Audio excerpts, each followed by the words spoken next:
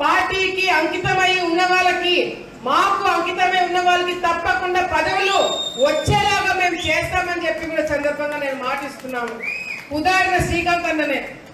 శ్రీకాంత్ అన్న పార్టీకి కానీ కుటుంబానికి కానీ చాలా వరకు ఫస్ట్ నుంచి అండగా ఉన్నాడు.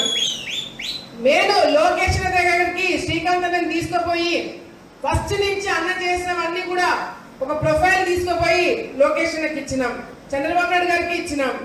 కానీ అదే మండలం నుంచి ముక్కు ముఖం తెలియని వాడు ఎవడైనా వెళ్ళి పదవి కావాలని చెప్పి మాకు తెలియకుండా తీసుకుంటే మాత్రము ఆలగడ్డ నియోజకవర్గంలో అడుగు కూడా పెట్టనీయమని చెప్పి సందర్భంగా తెలియజేసుకుంటున్నాం.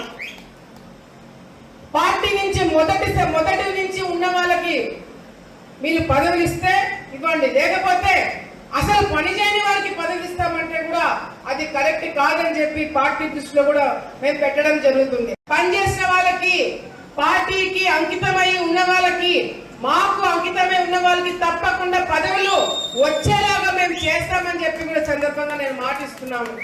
ఉదాహరణ శ్రీకాంత్ అన్ననే. శ్రీకాంత్ అన్న పార్టీకి కానీ కుటుంబానికి కానీ చాలా వరకు ఫస్ట్ నుంచి అండగా ఉన్నాడు. నేను లోకేష్ దగ్గరికి శ్రీకాంత్ అన్నని తీసుకుపోయి ఫస్ట్ నుంచి అన్న చేసినవన్నీ కూడా ఒక ప్రొఫైల్ తీసుకుపోయి లోకేష్ అన్నకి ఇచ్చినాం, చంద్రబాబు నాయుడు గారికి ఇచ్చినాం. కానీ అదే మండలం నుంచి ముక్కు ముఖం తెలియని వాడు ఎవడైనా వెళ్ళి పదవి కావాలని చెప్పి మాకు తెలియకుండా తీసుకుంటే మాత్రము ఆలగడ్డ నియోజకవర్గంలో అడుగు కూడా పెట్టనీయమని చెప్పి సందర్భంగా తెలియజేసుకుంటున్నాం.